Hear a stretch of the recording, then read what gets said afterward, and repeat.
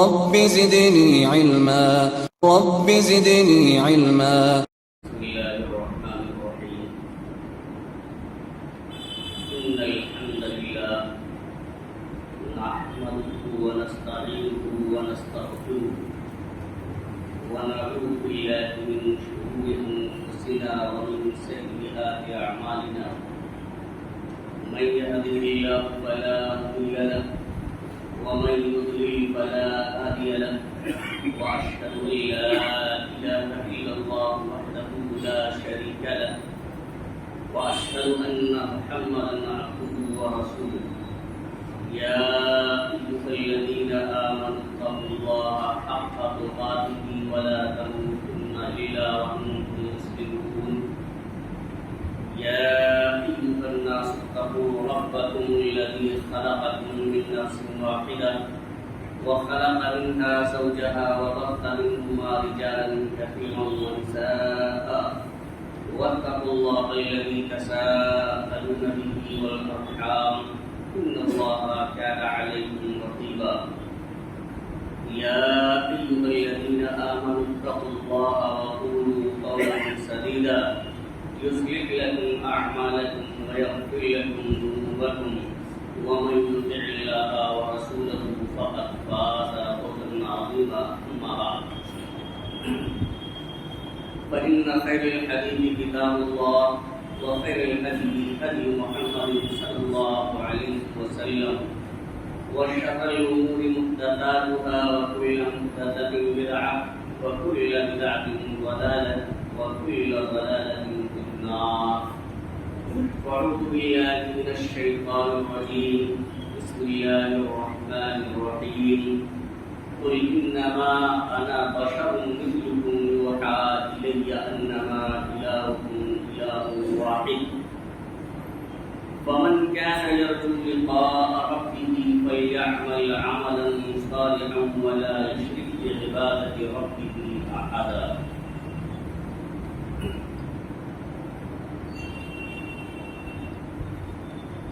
معزز سامعین کرام، حاضرین جمعہ، قوم کے نوجوان ساتھیوں، عزیز بچوں اور پردہ نشین میری ماں اور خطبہ مسنونہ کے بعد سورہ کہف کی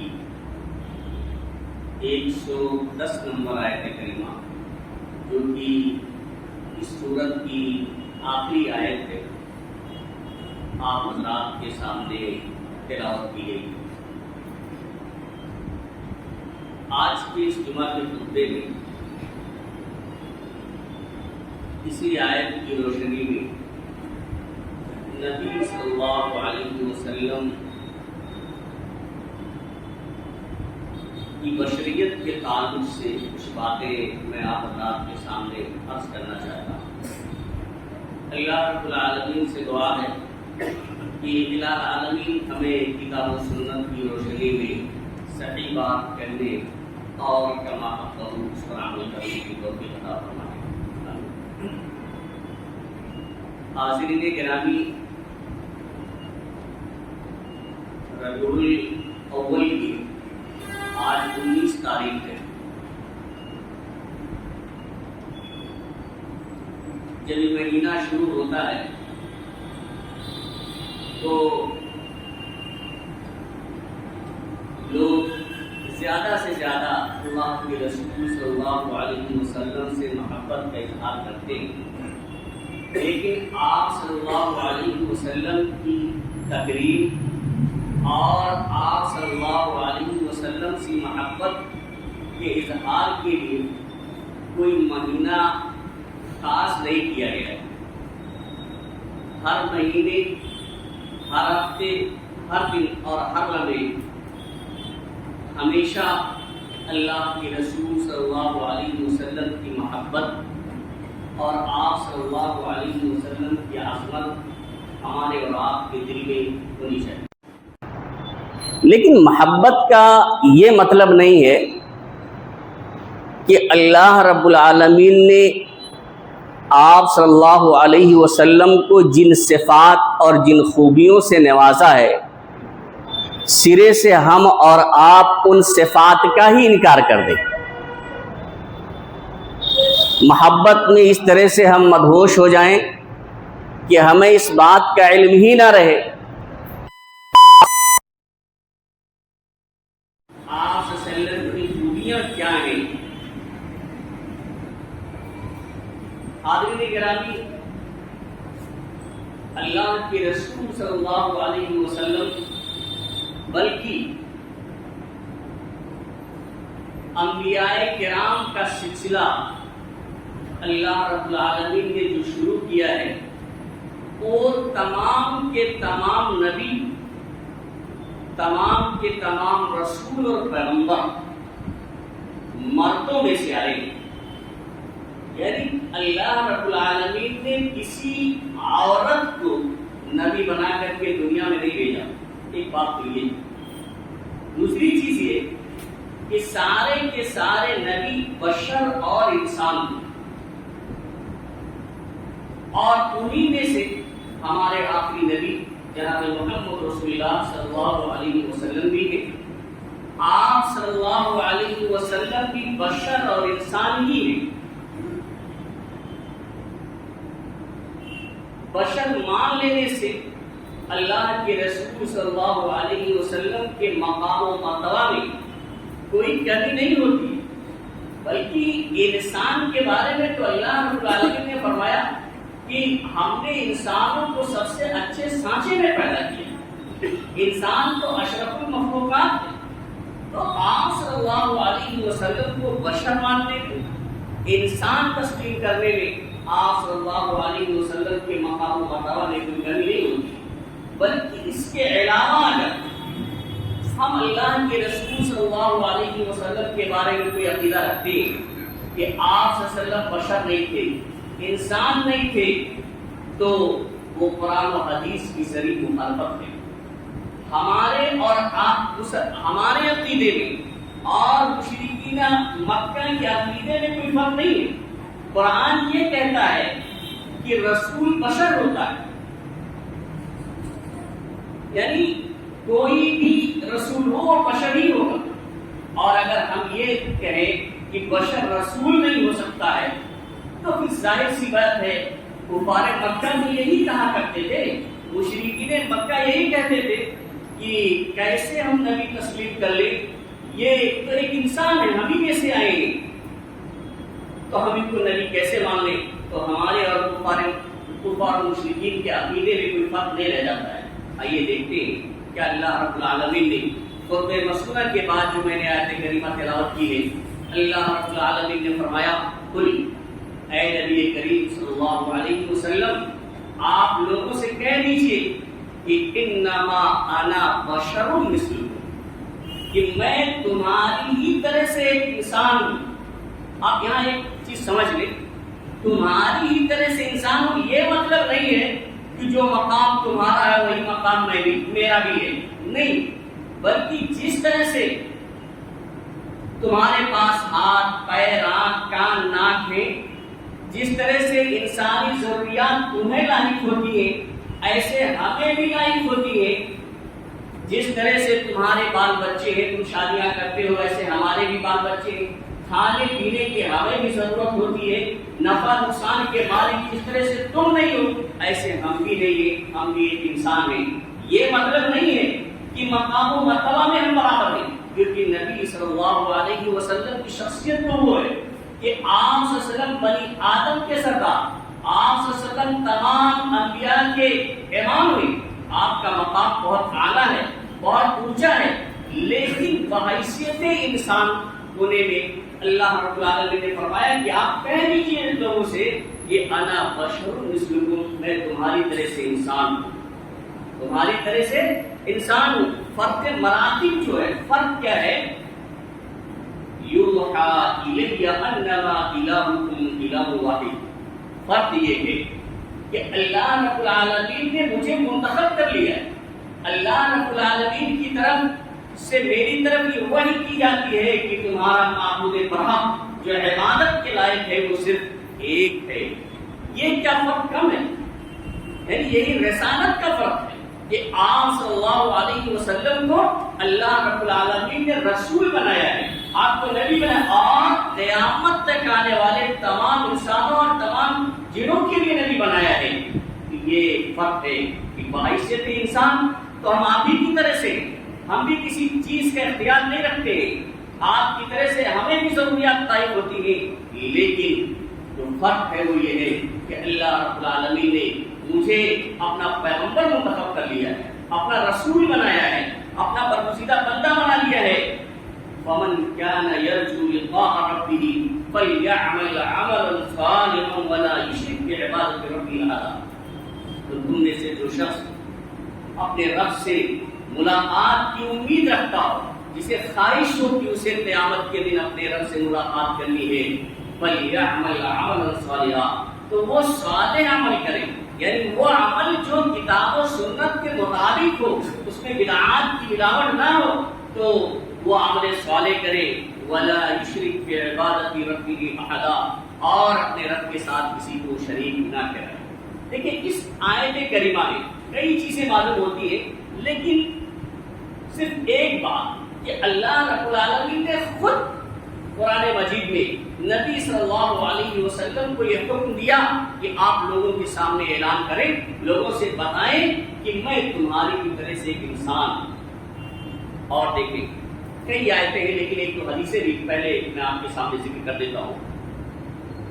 کہ خود نبی کریم صلی اللہ علیہ وسلم نے حدیث میں بیان فرمایا۔ ابن مسعود رضی اللہ تعالیٰ عنہ حدیث کے راوی ہیں، بخاری شریف کی ایک روایت ہے کہ نبی کریم صلی اللہ علیہ وسلم نے نماز پڑھی۔ اب بعض روایت میں آتا ہے کہ ظہر کی نماز پڑھی، تو آپ نے ظہر کی نماز پڑھائی، جب سلام پھیر دیا تو آپ سے کہا گیا ہے کہ اللہ کے رسول صلی اللہ علیہ وسلم احدث فی الصلاۃ شیء، کیا نماز میں کوئی حکم، کوئی نیا حکم آیا ہے؟ اور بعض روایت میں آتا ہے مسلم وغیرہ ازید فی الصلاۃ، کیا نماز کے اندر اضافہ کر دیا گیا؟ غالباً 4 کے بجائے آپ نے 5 رکعت نماز پڑھا۔ تو صحابہ کرام نے اللہ کے رسول صلی اللہ علیہ وسلم نے سوال کیا کہ اللہ کے رسول کچھ اضافہ کر دیا گیا یا کوئی نیا حکم آ گیا ہے؟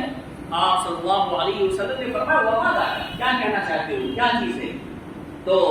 لوگوں نے کہا صلیت کذا و کذا، آپ نے اتنی رکعتیں نماز پڑھا دی۔ پھر آپ صلی اللہ علیہ وسلم کو جب خبر دی گئی کہ آپ نے اتنی رکعتیں نماز پڑھا دی ہے، یعنی 4 کے بجائے 5 رکعتیں آپ نے پڑھا دی ہے، جیسا کہ بعض جگہ سے معلوم ہوتا ہے، تو آپ صلی اللہ علیہ وسلم نے اپنے دونوں پیروں کو موڑا اور قبلہ رخ ہوئے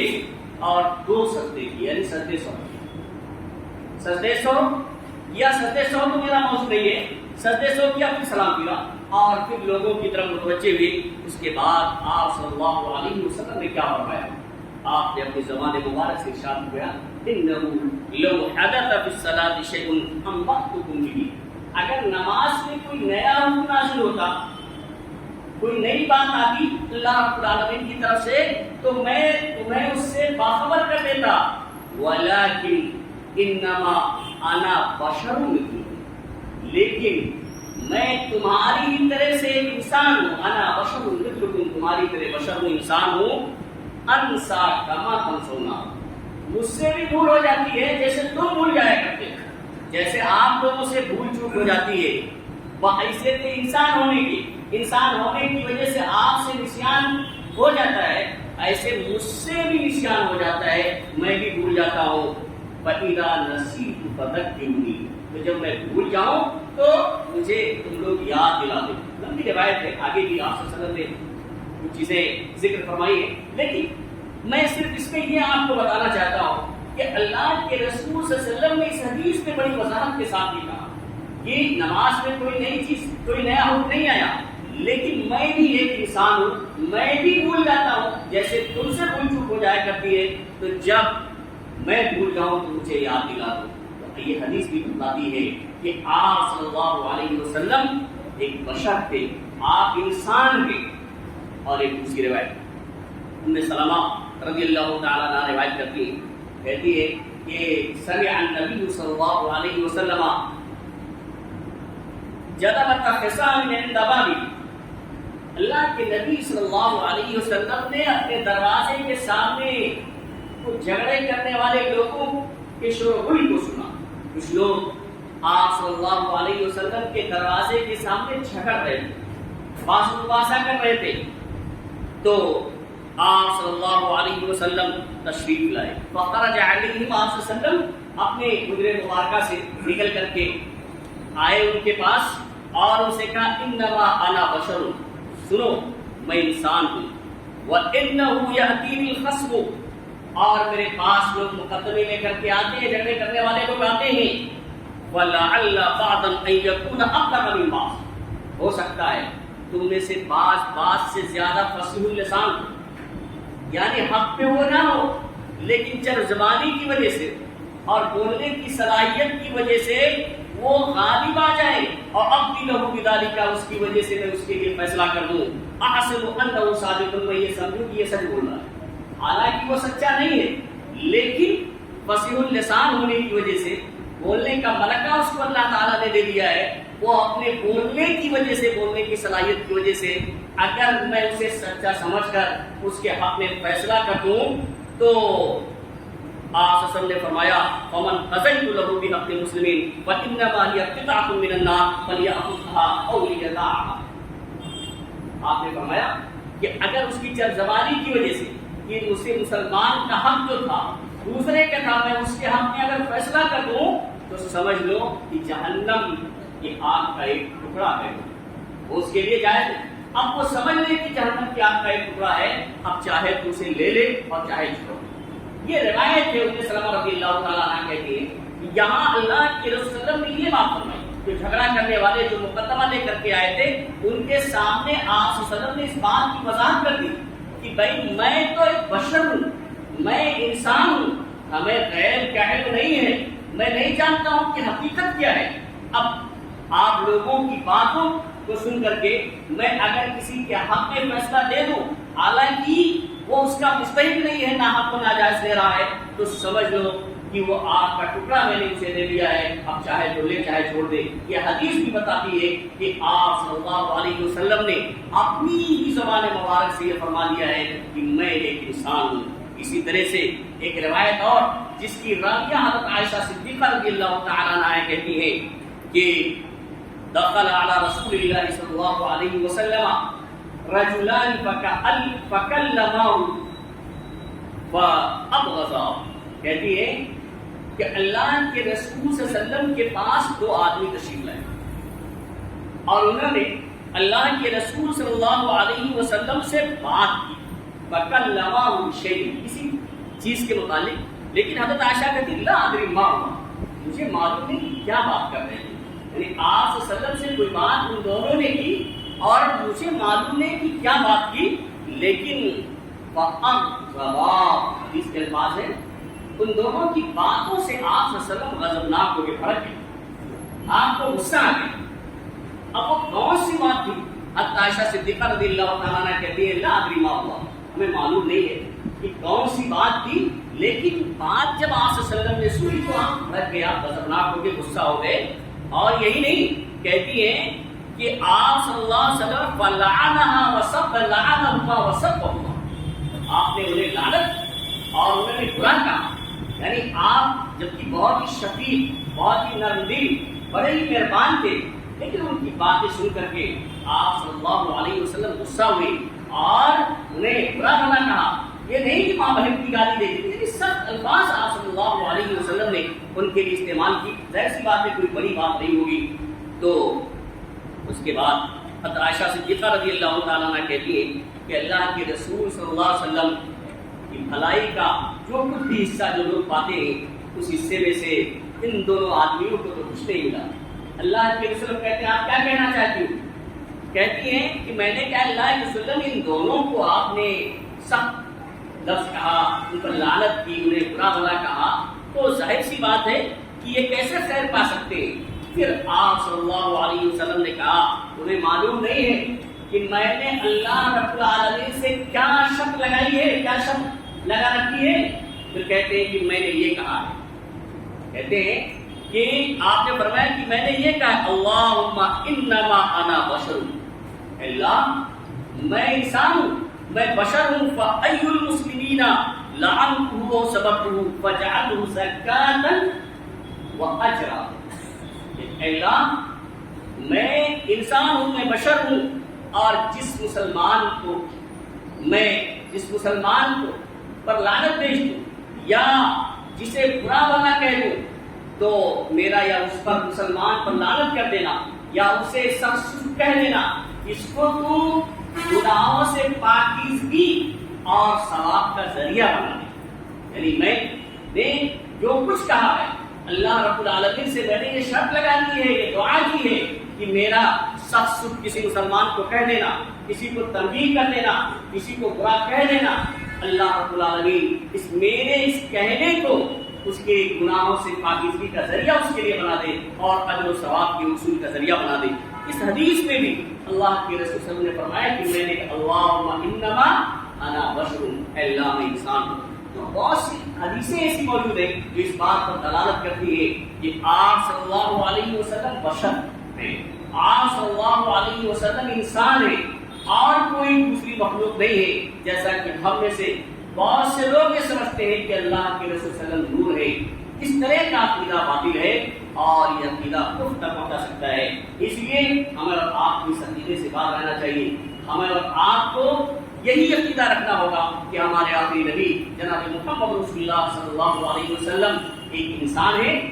اور فرق یہ ہے کہ اللہ رب العالمین نے آپ کو ایک عظیم مقام عطا فرمایا، اور مقام اور منصب یہ ہے کہ اللہ رب العالمین نے آپ کو اپنا آخری نبی اور رسول بنا کر کے بھیجا۔ اور دیکھیں آپ دیکھیں قرآن میں کئی تفصیل سے کئی اجمال کے ساتھ ذکر فرمایا ہے، کفار و مشرکین کا ذکر فرمایا، اس میں بھی دیکھیے کہ کس طرح سے اللہ رب العالمین نے واضح کر دیا ہے کہ آپ صلی اللہ علیہ وسلم انسان۔ کفار مکہ آپ پر ایمان لانے کے لیے بڑی شرطیں لگاتے ہیں، بڑے مطالبے کیے ہیں۔ سورہ اسراء میں آپ 90 نمبر سے لے کر کے 95 نمبر آیت کریمہ کا مطالعہ کیجیے، 6 آیتیں آپ دیکھیے کس طرح سے ان کا مطالبہ ہے، اور پھر اللہ رب العالمین نے اپنے آخری نبی جناب محمد رسول اللہ صلی اللہ علیہ وسلم کو کس طرح سے جواب دینے کا حکم دیا ہے۔ آپ آیات دیکھیں کیا فرماتے ہیں، وَقَالُوا لَن نُؤْمِنَ لَكَ حَتَّى تَفْجُرَ لَنَا مِنَ الْأَرْضِ يَنبُوعًا۔ کفار مکہ نے کہا نبی صلی اللہ علیہ وسلم سے کہ ہم آپ پہ ایمان نہیں لائیں گے، آپ جو دعوت دے رہے ہیں آپ کی دعوت ہم قبول نہیں کریں گے، آپ پر ایمان نہیں لائیں گے، یہاں تک کہ زمین سے آپ ہمارے لیے چشمہ نکال دیں۔ ایک مطالبہ یہ کیا، ایسے نہیں ایمان لائیں گے، آپ زمین سے چشمہ نکال دیجیے۔ اچھا، اس کے بعد ایک مطالبہ اور کیا، او تکون لک جنت من نخیل وعنب فتفجر الانہار خلالها تفجیرا، یا